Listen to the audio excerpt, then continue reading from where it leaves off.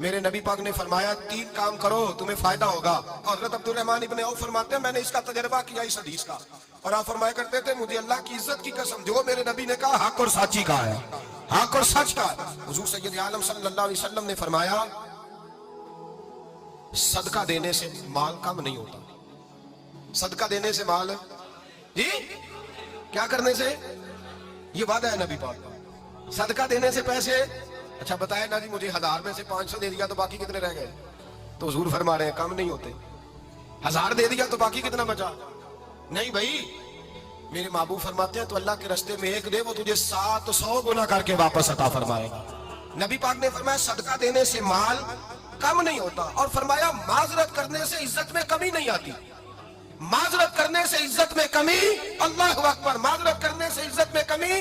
اور حد کر دی میرے حبیب نے, فرمایا تو رب کی رضا کے لیے عاجزی کر, تیرے نبی کا وعدہ ہے اللہ تجھے عزت عطا فرما دے گا. تو جھک جا اللہ کی رضا, عاجزی اختیار کر, سادگی اختیار کر, سادگی عاجزی کر, تجھے اللہ 2 باتیں اس میں شاہ, ایک معذرت کر غلطی ہو جائے, دوسرا پہلے عاجزی کی بات سنیں. حضرت عمر بن عبدالعزیز بادشاہ تھے, سوئے ہوئے تھے, غلام بھی پاس آرام کر رہا تھا, مہمان بھی آئے تھے. غلام کی ڈیوٹی تھی ہر وقت حضرت کے پاس رہنا. اب سوئے ہوئے دیر ہو گئی, غلام بیچارہ تھوڑا تھوڑا اونگ آتے آتے سو گیا. حضرت چراغ روشن تھا, کچھ لکھ رہے تھے, مہمان بیٹھا تھا, خادم سو گیا. اب چراغ نہ آہستہ آہستہ گل ہو گیا, بجھ گیا. حضرت اٹھے, بوڑھے آدمی تھے, چراغ صحیح کرنے. مہمان کہنے لگے حضور میں نہ کر دوں, میں نہ کر دوں. کہنے لگے نہیں تم مہمان ہو, مہمان سے خدمت نہیں لی جاتی. اس نے کہا غلام کو جگائیے. فرمانے لگے ابھی تو بیچارہ سویا ہے اور نیند سے بیدار کر دوں. خود گئے, اس میں تیل دوبارہ ڈالا, بتی ٹھیک کی, جلائی, واپس آ گئے. وہ مہمان, اب بادشاہ کا مہمان بھی تو کوئی بادشاہ ہی ہوگا نا.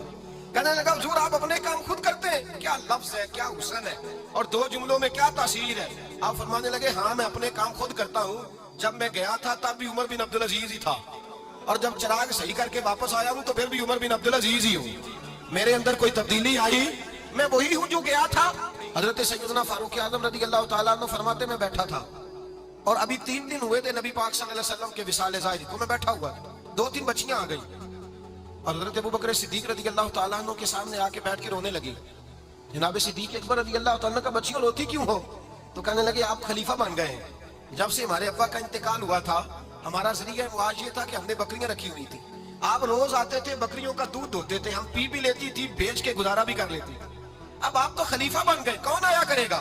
تو حضرت ابو بکر صدیق فرمانے لگے تمہیں پتہ ہے جو خلیفہ ہوتا ہے وہ تو خادم ہوتا ہے قوم کا, میں آیا کروں گا. حضرت ابو بکر صدیق روزانہ اٹھتے عصر کے بعد اور جاتے, خلیفہ ہونے کے باوجود ان بچیوں کی بکریوں کو پکڑتے, دودھ دھوتے, ان کے گھر میں دے کے آتے. حضرت فاروق اعظم جب بھی دیکھتے تو کہتے ابو بکر تو پیچھے آنے والوں کے لیے راستہ بڑا مشکل کر رہا ہے, بڑا مشکل کر رہا ہے. جگر راہ وفا میں نقش ایسے چھوڑ آیا ہوں, میں جس منزل سے گزرا ہوں وہ اب تک یاد کرتی ہے. حضرت سلمان فارسی رضی اللہ تعالیٰ عنہ صوبے کے گورنر تھے, سادہ سا لباس پہن کر, سادہ سا, بس اسٹاپ پہ کھڑے تھے, جہاں سے لوگ اندر داخل ہوتے تھے, جہاں سواریاں باندھی جاتی تھی, آج ہم اپنے زبان میں اسے بس اسٹاپ کہتے. باہر کھڑے تھے, کوئی مہمان آ گیا کسی کا, اس نے دیکھا سادے سے کپڑے ہیں, خستہ سی حالی ہے, اس نے سمجھا کوئی کلی ہے شاید, معذل کوئی ملازم ہے. کہنے لگا خادم ادھر آؤ, ادھر آؤ. آپ قریب گئے, کہنے لگے میرا سامان اٹھاؤ. امام غزالی فرماتے ہیں جب تو علم پڑھنے بیٹھتا ہے تو یہ بھی خیال کرنا تیرے اندر تکبر کا بوٹا نہ لگ جائے, عاجزی اختیار کرنا. عاجزی, سر پہ رکھا ہوا ہے سامان. حضرت سلمان فارسی نے, گورنر صاحب نے, اس آدمی کا, مہمان کا سر پہ سامان رکھا اور جا رہے. سنو اور غور کرو, جب جا رہے تھے جو آدمی بھی ملتا گورنر صاحب ہمیں دے دے. مہمان پریشان ہو گئے, کہنے لگے حضور آپ گورنر ہیں؟ فرمانے لگے نہیں, یہ تو میرا دنیا داری کا نام ہے جو ان لوگوں نے رکھا ہوا ہے, اصل میرا نام وہی ہے جو تو نے لے کے پکارا ہے, اصل نام وہی ہے. تو نے کہا غلام ادھر آ. آپ فرمانے لگے پہلے میں ایک یہودی کا غلام تھا, پھر رب تعالیٰ نے فضل کیا تو میں محمد عربی کا غلام ہو گیا, رسول اللہ کا غلام ہوں, اور جب میں نبی پاک کا غلام ہوا ہوں تو اس سارے صوبے کا امام ہو گیا ہوں, تو اصل تو میں غلام ہی ہوا نا. دوسرا میرے نبی پاک صلی اللہ علیہ وسلم میں ایک تو عاجزی سے عزت ملتی ہے, تکبر سے عزت, وہ جو بندہ جھجکتا ہے نا تیرے نیڑے جانے سے, تو کہتا میری بڑی عزت کرتا ہے, وہ عزت نہیں کرتا. شیر کی عزت ہوتی ہے کہ خوف ہوتا ہے؟ بولے نا, تو نہیں نہ ڈر لگتا. شیر کا کیا ہوتا ہے؟ خوف. اس کی عزت نہیں ہوتی. تو درندہ ہے, درندوں کی بھی کبھی عزت ہوتی ہے. تو جو آدمی ڈنڈے کے زور پر لٹکا کے ڈنڈا اور وہ لوگوں سے عزت کرا رہا, تو بھائی یہ تیری عزت نہیں, یہ تیرا خوف ہے. عزت عاجزی میں ہے, انکساری میں ہے. اور دوسرا میرے نبی پاک صلی اللہ علیہ وسلم نے فرمایا عزت معاف کرنے میں ہے۔ عزت کس چیز میں ہے؟ بدلہ لینے میں عزت۔ یہ حقائق ہے۔ عزت بدلہ لینے، جس نے ایک تھپڑ کے جواب میں 2 مارے وہ باعزت نہیں، بلکہ مسند امام احمد بن حنبل پڑھی، حضرت موسیٰ علیہ السلام کوہ طور پہ کھڑے، میرے رسول پاک علیہ السلام فرماتے ہیں جناب موسیٰ علیہ السلام نے اللہ کی بارگاہ میں عرض کیا، اے اللہ ساری دنیا کہتی ہے ہم عزت والے ہیں، ہم عزت والے، من اعز عبادک یا اللہ، اے اللہ تو بتا تیرے بندوں میں عزت والا کون ہے؟ تو حضرت موسیٰ کہتے ہیں رب کریم نے فرمایا اذا قدر غفر، جس کے پاس بدلہ لینے کی طاقت ہو پھر بھی معاف کر دے وہ بڑی عزت والا ہوا کرتا ہے۔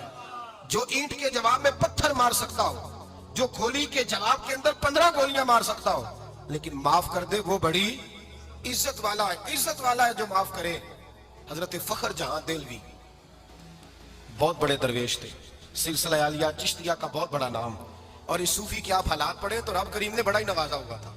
دلی کی جامع مسجد کے خطیب، اور ان کی کرامت یہ تھی کہ جو آدمی آ کے سامنے کھڑا ہوتا تھا نا اسے بتانا نہیں پڑتا تھا کہ میرے دل میں کیا ہے، بتانا نہیں پڑتا تھا، سامنے آ کے کھڑا ہوتا تھا تو حضرت ہاتھ اٹھاتے تھے، کہتے تھے اللہ یہ بے اولاد ہے اسے اولاد عطا کر دے۔ دوسرا آ کے کھڑا ہوا، خوشی نہیں ہو رہی آپ کو؟